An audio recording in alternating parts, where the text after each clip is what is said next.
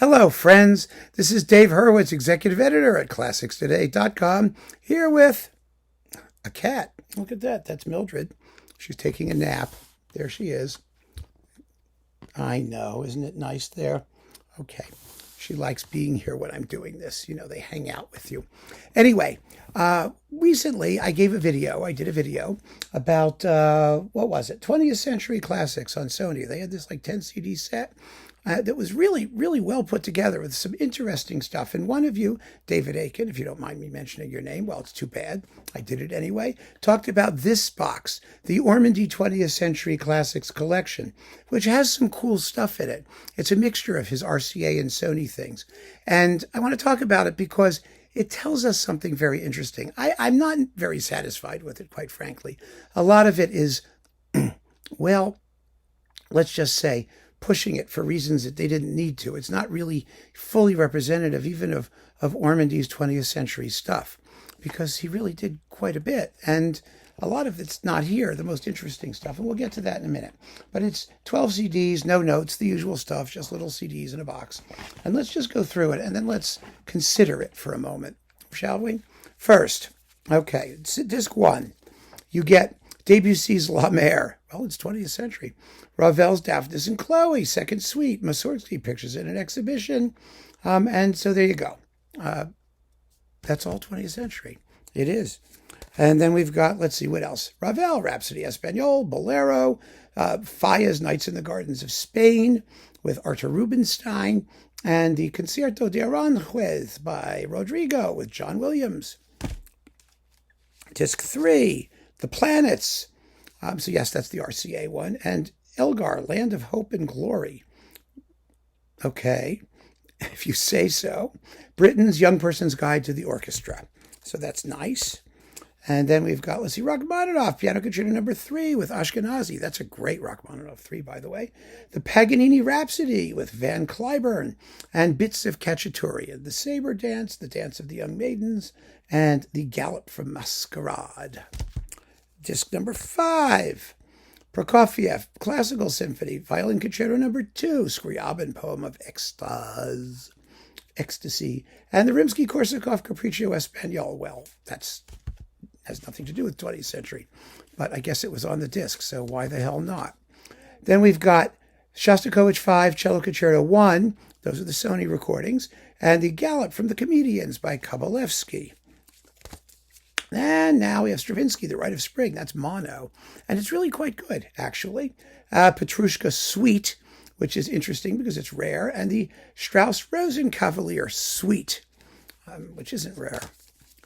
Disc 8, Bartók, Concerto for Orchestra, Kodai Hariano Suite, Ionescu, Romanian Rhapsody No. 1. And disc 9, Berg. Here we go, the Lulu Suite. Well, that's interesting. And it's lovely. Webern, Im Sommerwind, and Hindemith, Mathis der Mahler Symphony. Well, there's some real 20th century stuff, don't you think? And then we've got Orff, Carmina Burana. Oh, it's a terrible Carmina Burana, we know that. And 2 movements from Das Lied von der Erde. The 2 drunk movements with Richard Lewis. That's it. I mean, go figure that out. The first movement and the 5th movement with Richard Lewis tenor, and it says Lily Chukasey at mezzo-soprano, except she's not singing anything on those. That is just lazy and stupid. And there's a lot about this collection that's lazy and stupid. Charles Ives Symphony No. 2, not Ormandy's best Ives at all. It's a sluggish performance. Sibelius Vals Triest, Finlandia, Alphen, Swedish Rhapsody No. 1, and last but not least, Gershwin, Rhapsody in Blue, Copland, Appalachian Spring, Ives, 3 Places in New England. Now that's better. And Barber Adagio for strings. Okay, that's the box. 2 observations. Number 1, it really is remarkable how much of what we consider to be the modern repertoire really is 20th century stuff. It is. I mean, we think of the classical repertoire as, old dead things from centuries ago. But really, a great deal of it, a surprising amount of it, which is quite listenable and popular and in the repertoire, dates from the first half of the 20th century. And the reason it does, as I've said many, many, many times, is because the golden age of orchestral recording, the golden age of orchestral music had to date from the time where there were orchestras to play it. And the golden age of the symphony orchestra is a 20th century phenomenon. Most major orchestras were founded in the latter half of the 19th century and came into their own in the first half of the 20th. And so it only stands to reason that composers wrote music for these fabulous new orchestras to play and pushed the boundaries of what those orchestras could do.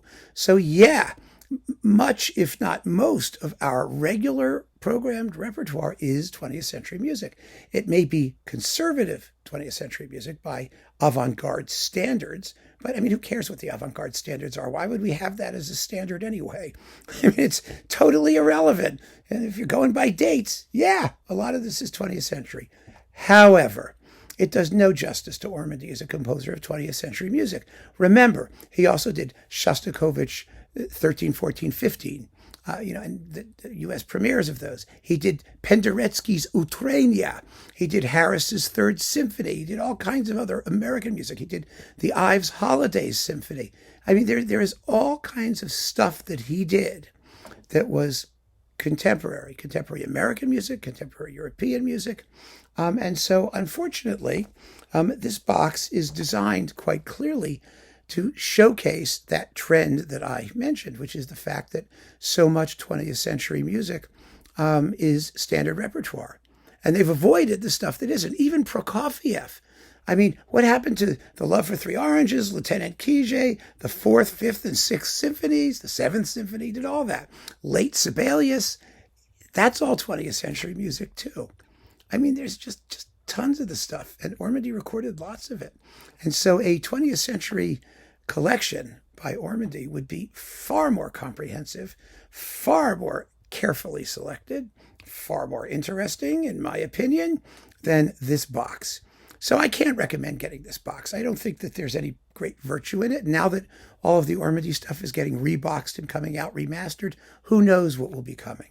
But I take this out just as an interesting case in point for what the labels thought they could sell, if they thought anything about what they could sell, and how sloppily sometimes these things could be done. Such a lack of initiative and insight and I don't know. There it is. Keep on listening, friends. Thanks for joining me. Take care.